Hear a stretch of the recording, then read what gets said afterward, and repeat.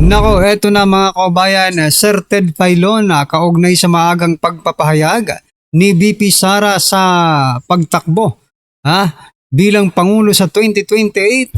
Nako, ano kaya ang kanyang masasabi dito mga karabin natin? Dyan po ang ating aalamin ngayon mga kabayan. Pero bago pong lahat, palike naman po ng video ito. Malaking tulong po yan mga kabayan. Maraming salamat po.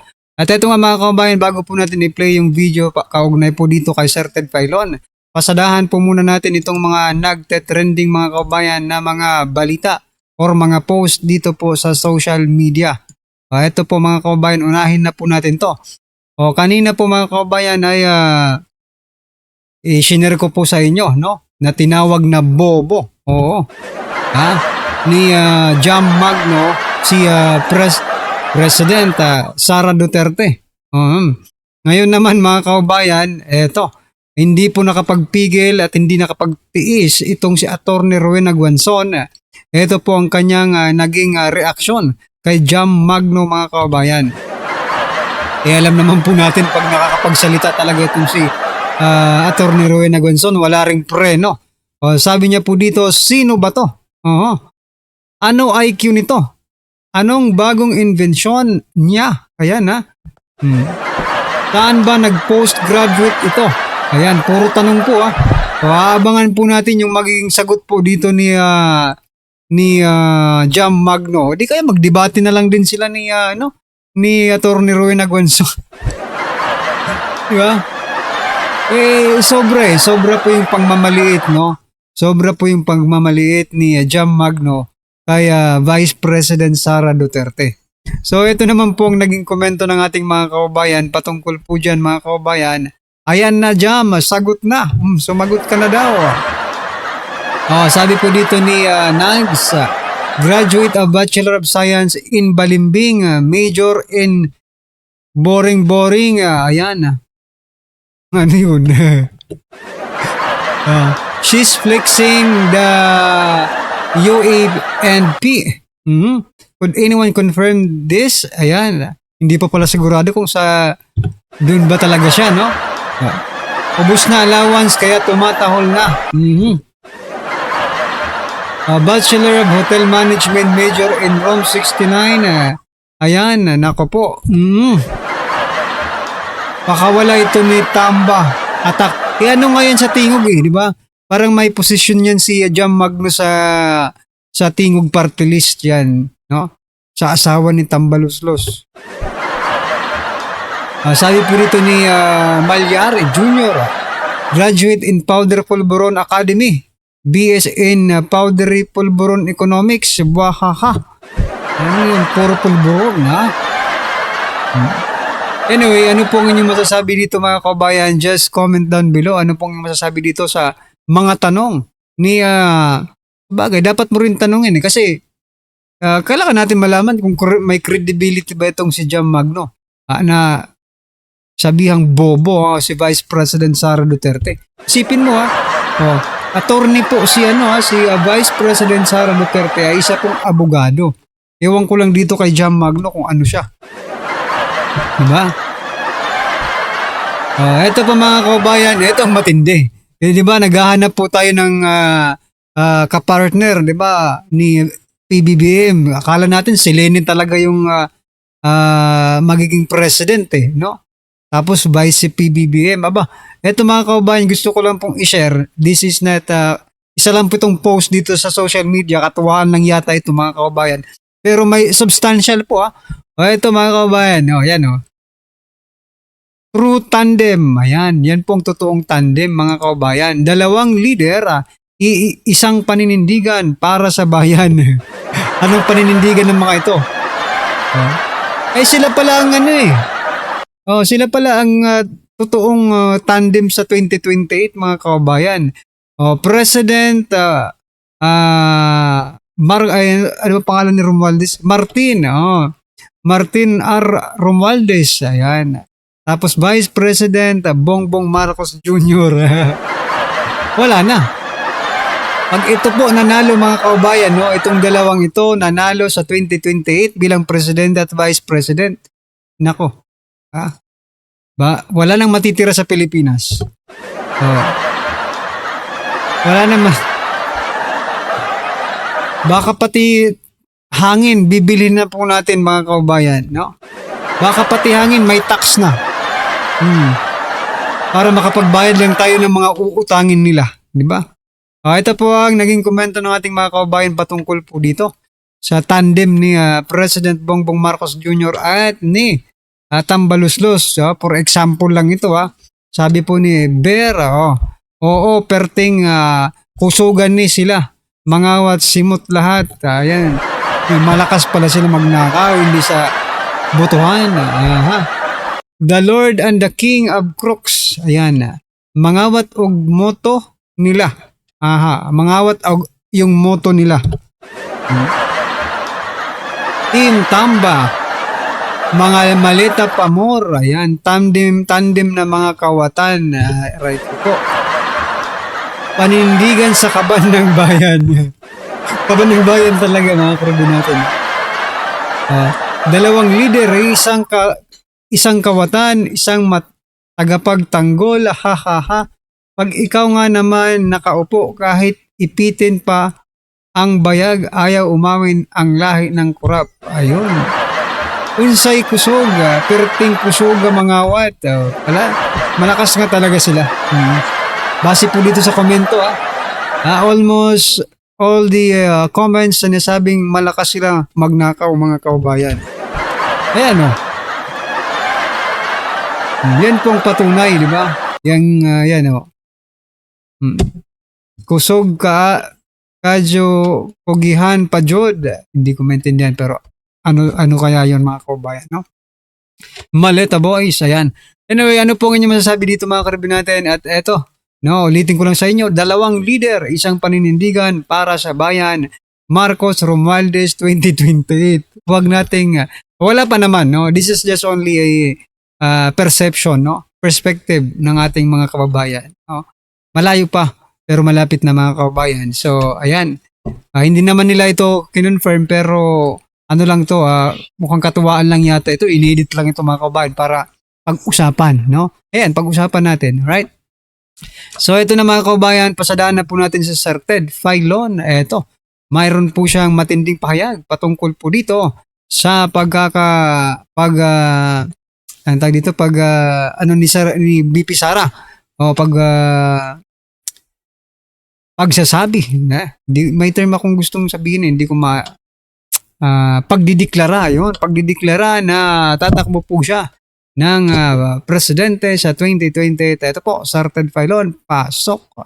Malamang may alam ang kampo ni VP Sara na may galawan sa Kamara ngayon na idaan na naman sa fast track yung second mo ng impeachment.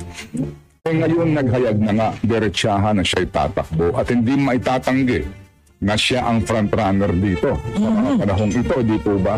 Alright, so ang sinasabi po natin dito, lalabas ngayon na meron na magiging realignment dito. Nako, magkakaalaman na.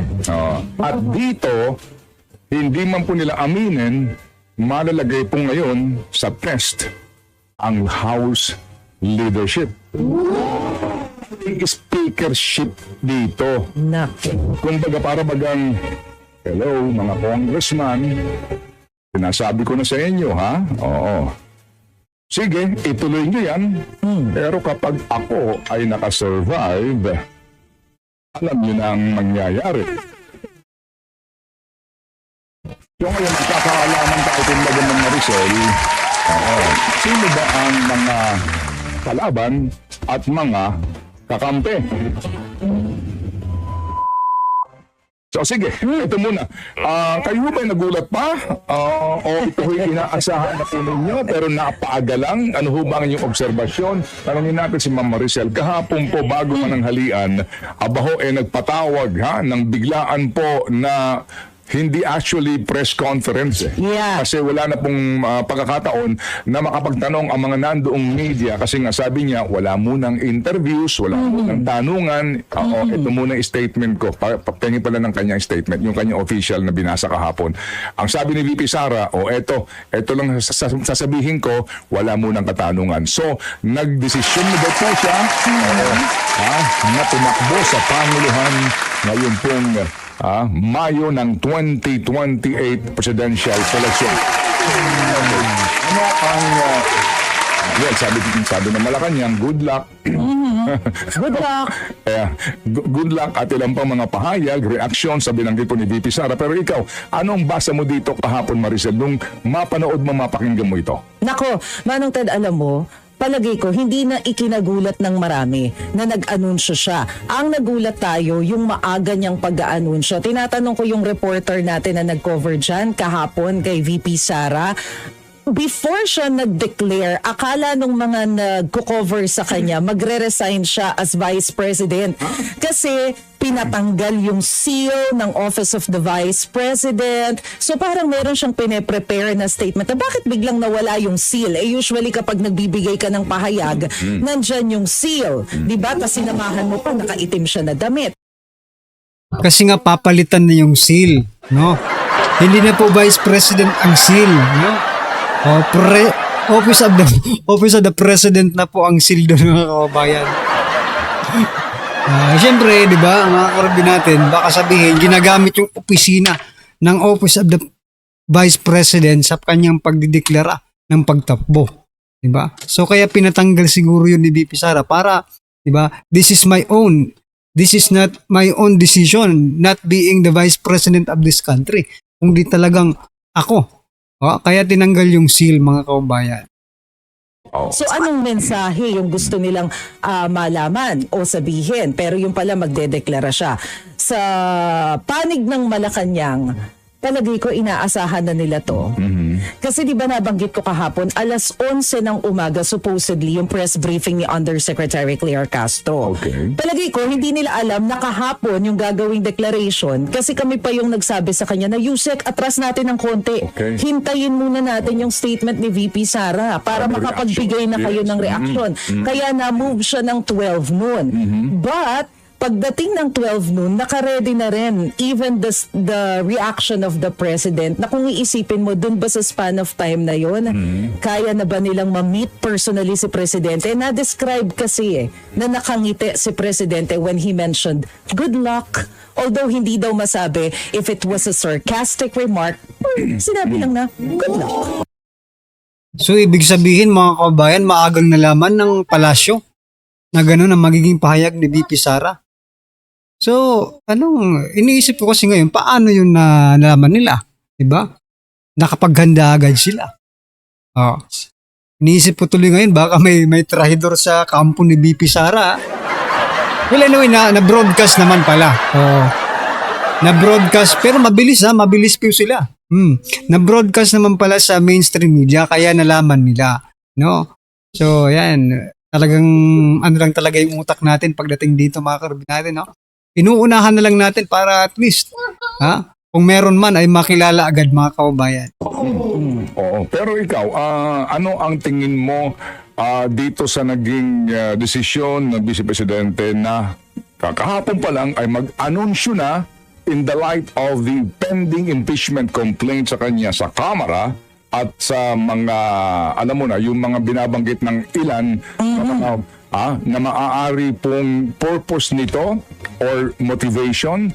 Again, mga kapatid, kahapon po 2-5 ang opinion ng political analyst dito.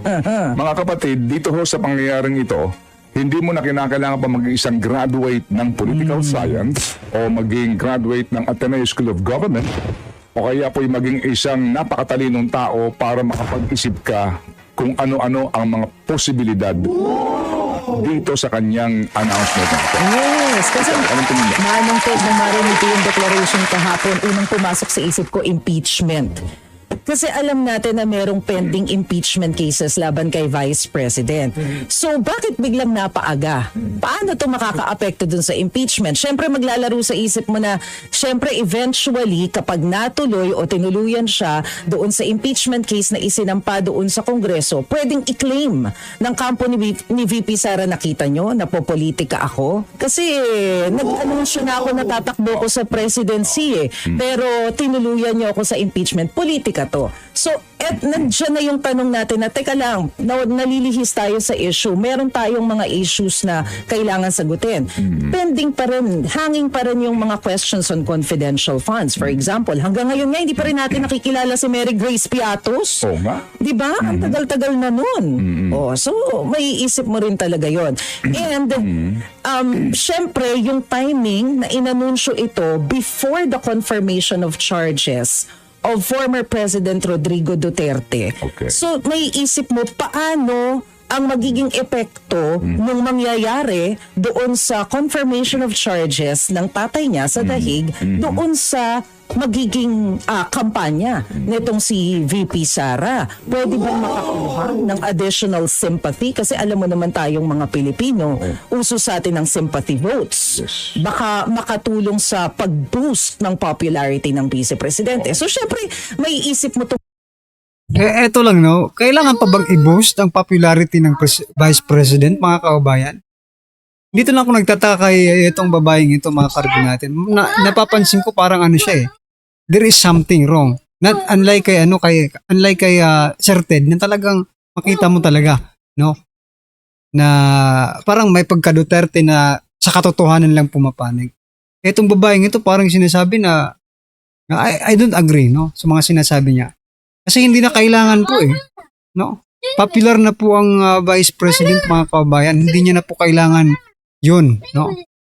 Ang totoo, for example, sa atin lang bilang isang ordinaryong Pilipino, kaya po yung ginawa dahil talaga sa impeachment, no? Para masala kung sino po yung dito, kung sino po yung kakampi, kung sino po ang kaaway, no? Kasi kapag nakalusot po si Vice President Sara Duterte dito sa kanyang pinagdadaanan ngayon, na alam naman po natin makakalusot talaga, mga kababayan, at malalampasan niya ito, may paglalagyan po yung mga congressman. May paglalagyan po kayo. Sabi nga po mananagot. Yung mga dapat managot sa bayan. Yun po ang direksyon niya, mga karibi natin. Anyway, ito po ang ilan sa mga naging komento ng ating mga kabayan. Sabi po dito ni Tarcelo, simula nang umupo si Tatay Digong bilang Pangulo ay buwan-buwan nagbibigay ng 100 million sa eto, binalita pa sa atin ni Tarcelo. TGH, tulong sa mga mahihirap na pasyente na mga Pilipino. Ayan, kumbaga sa chess, chumichikmate na ang tira ni Inday. Oo nga, mga kaubayan. Manong Ted, masaya kami. Taga Bohol na natatakbo sa pagka-presidente. No? Masaya rin kami, hindi lang kayo sa Bohol. Buong bansa ang naging masaya. Yan po sa deklarasyon ni Vice President Sara Duterte. Anyway, mga karibi natin, ano po ang inyong opinion, reaction patungkol po dito, mga kababayan? Just comment down below. At yan, don't forget to like, mga kababayan. Maraming salamat po. Don't forget to like the video. Malaking tulong po yan, mga kababayan. Maraming salamat po.